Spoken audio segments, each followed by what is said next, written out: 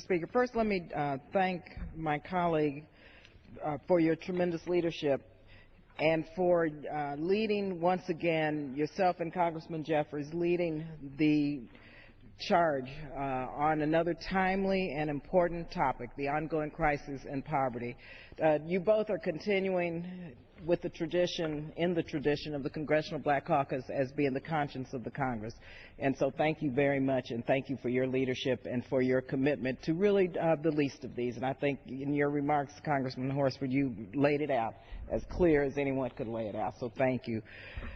As the co-chair of the Congressional Black Caucus Poverty and Economy Task Force, as well as Congressman Horsford said, the chair of the new WHIP Task Force on Poverty and Opportunity, let me just highlight how truly important it is to continue to first fund programs that lift Americans out of poverty. Now, income inequality continues to grow, and unfortunately, too many people who are working are poor, and they're living on the edge. It's truly unacceptable that 46 million people in our country live in poverty, in the richest and most powerful country in the world. 16 million of those are children. In communities of color, poverty rates are even worse. A staggering 27% of African Americans are living in poverty. And so the Congressional Black Caucus, through the tremendous leadership of our chairwoman, Congresswoman Marcia Fudge, has made the eradication of poverty a key priority. Our policies and programs addressing poverty have not kept pace with the growing needs of millions of Americans. It is time that we make a commitment to confront poverty head-on, create pathways out of poverty, and provide opportunities for all. Yes, we want to make sure the middle class is strong and survives, and the middle class does not fall back into poverty. But you know, we have many, many people who are not even part of the middle class and who are striving and working hard just to maintain and take care of their families, and who one day would like to be part of the middle class. And so the Congressional Black Caucus and our WHIP Task Force and many in this body continue to speak on their behalf and represent them. And that's why many of our CBC colleagues came together with myself and others to introduce H.R. 2182, which is the Half in 10 Act of 2013. The Half in 10 Act would establish the Federal Agency Working Group on Reducing Poverty. The working group will develop and implement a national strategy to reduce poverty in half in 10 years, as well as provide regular reports of its progress to Congress and the American people. Our nation needs a coordinated and comprehensive plan to bring an end to poverty in America. It is morally right, economically sound, and fiscally prudent. So I urge all of our colleagues to join us and support the Half in 10 Act. It's beyond time that we put the ongoing crises of poverty on the front burner for this country.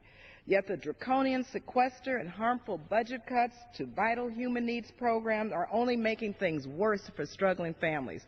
While some in Congress continue to support gutting programs, and I serve on the Budget Committee and the Appropriations Committee, and it was mind-boggling to hear the other side talk about a commitment to reducing poverty, yet gut, mind you, gut the vital programs, the ladders of opportunity, the pathways out of poverty that help people get out of poverty, such as the Supplemental Nutrition Assistance, better known as food stamps, the Women, Infant, and Children's Programs, WIC, Meals on Wheels, all of these programs, the Earned Income Tax Credit that lift people out of poverty.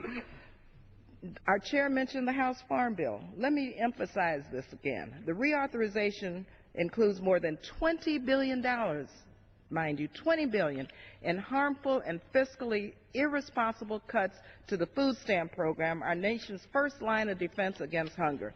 Not only is cutting SNAP morally wrong, it's economically bankrupt.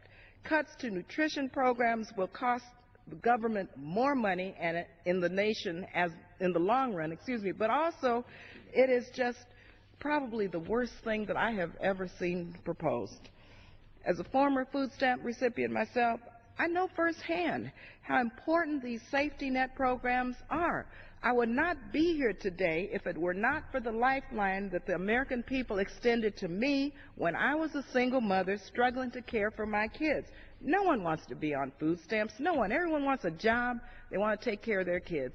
But you know, there are bumps in the roads, and the economy, you know, has not turned around for many, and so that bridge over troubled water needs to be there. So a $20 billion cut, people cannot afford that. Our economy cannot support that.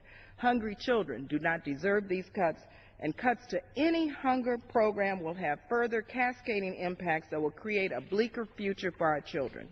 And communities of color, again, especially African American communities, will feel these impacts even more.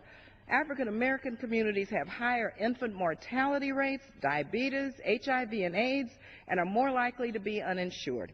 If we continue to balance our budget on the backs of the most vulnerable, we will surely push these families over the edge. That is why members of the Congressional Black Caucus will do everything in their power to ensure that our nation's most vulnerable are protected. Starting next week, in an effort to highlight the impact of any further cuts to our nation's food and nutrition programs, myself, as well as Congressman Jim McGovern, our Congressional Black Caucus Chair, Marcia Fudge, Congresswoman Jan Schakowsky, our Democratic Vice Chair, Joe Crowley, and others, are leading and taking part in the Food Stamp Challenge.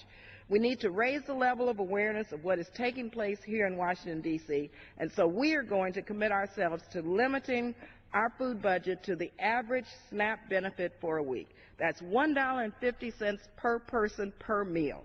We will show how vital it is to strengthen and fully fund SNAP, and we're asking all of those who can do so join with us. Yet, we will just be on this for a day or a week. Millions of people will live daily on $4.50 with no end in sight. And so finally, let me just say we must protect the most vulnerable, grow the economy, and our anti-poverty programs like SNAP, which is one of the best programs to do that. So I urge my colleagues to reject these cuts, stop sequestration, and let's work together to create jobs, because that's what everyone needs and wants, and lift the economy for all. Thank you again for your leadership, and I yield the balance of my time. Thank you.